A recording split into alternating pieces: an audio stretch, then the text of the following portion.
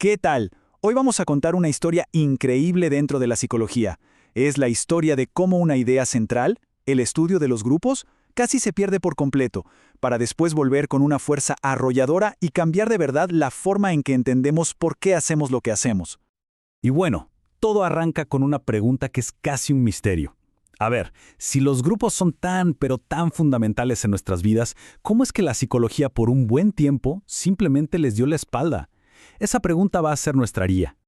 Ok, para entender cómo algo renace, primero tenemos que entender por qué desapareció. Así que viajemos un momento a mediados del siglo XX para resolver este misterio de la caída en el olvido del estudio de los grupos.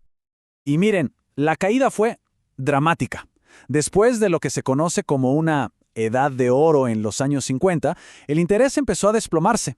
El punto más bajo, el más crítico, fue entre 1967 y 1973. Durante esos años, la Annual Review of Psychology, que es una de las publicaciones más prestigiosas, no publicó ni un solo artículo de revisión sobre grupos. 6 años. Es como si para la corriente principal de la psicología, el campo, de repente, hubiera dejado de existir. Entonces, ¿qué fue lo que pasó? Pues fue una especie de tormenta perfecta. Por un lado, el ambiente en Estados Unidos, después de la guerra, era de exaltar al individuo, no al colectivo. Luego, el financiamiento militar, que era un motor importantísimo para estas investigaciones, se secó.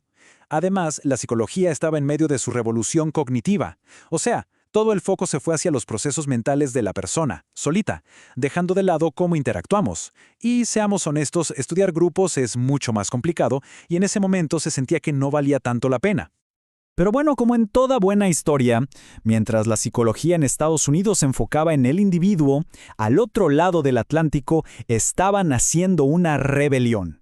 Una rebelión intelectual que iba a poner otra vez al grupo en el centro de todo. Y aquí es donde se ve la diferencia clave en la forma de pensar. Mientras la visión estadounidense era que la sociedad es básicamente un montón de individuos juntos, los europeos decían, un momento. Para ellos, no se puede entender a las personas como si fueran partículas flotando en el vacío. Insistían en que estamos moldeados desde la raíz por los grupos a los que pertenecemos. Y una de las figuras centrales de esta rebelión fue Henry Tajfel. Su idea principal queda perfecta en esta frase.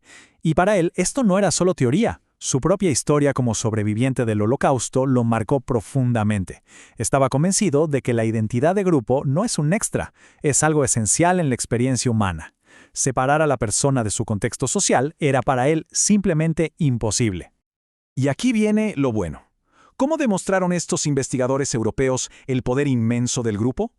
Pues lo hicieron con un experimento que, a primera vista, parece increíblemente simple, pero cuyos resultados hicieron eco por décadas. La pregunta que se hicieron fue básicamente esta. ¿Qué es lo mínimo, lo absolutamente mínimo, que se necesita para que la gente empiece a pensar en términos de nosotros contra ellos? ¿Se necesita una historia de conflicto? ¿Pelear por algo? ¿O es algo mucho más básico?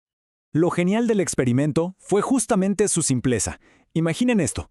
Juntaban a un grupo de gente y los dividían según un criterio totalmente trivial, como si preferían a un pintor abstracto o a otro.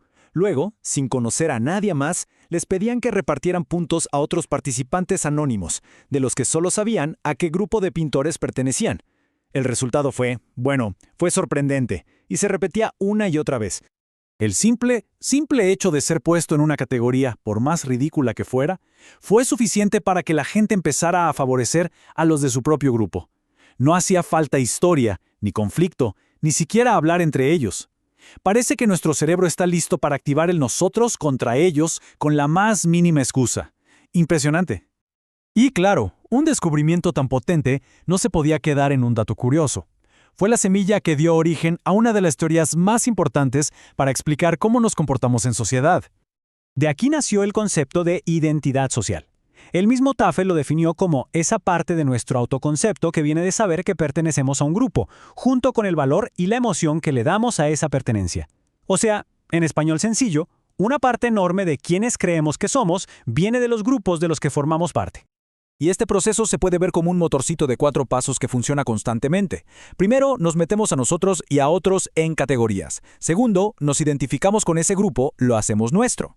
Tercero, comparamos a nuestro grupo con los demás. Y cuarto, buscamos que nuestro grupo sea mejor, que se destaque positivamente, porque eso, al final, nos hace sentir mejor con nosotros mismos. Este mecanismo explica de todo, desde por qué le vamos a un equipo de fútbol hasta el orgullo por nuestro país. Pero la historia no acaba ahí. La teoría siguió evolucionando para explicar algo que todos hemos sentido, que nuestra identidad no es una cosa fija, sino que es fluida y cambia todo el tiempo. Y aquí es donde entra John Turner, que trabajó muy de cerca con Tashfield. Él desarrolló la teoría de la autocategorización. La idea central es esa. Nuestra identidad no es una sola, sino que se activa en diferentes niveles, dependiendo de con quién nos estemos comparando en ese momento. Piénsenlo así. Tenemos como 3 niveles de identidad. A veces nos vemos en un nivel personal, como un yo único y diferente a los demás. Otras veces, el contexto activa nuestro nivel social y pensamos como parte de un nosotros frente a un ellos. Y a veces, incluso podemos vernos a un nivel más amplio, como nosotros los humanos frente a otras especies. La identidad que usamos depende simplemente de la comparación que sea más relevante en ese preciso instante. Y todo esto nos trae a una pregunta final, una que hoy es más importante que nunca.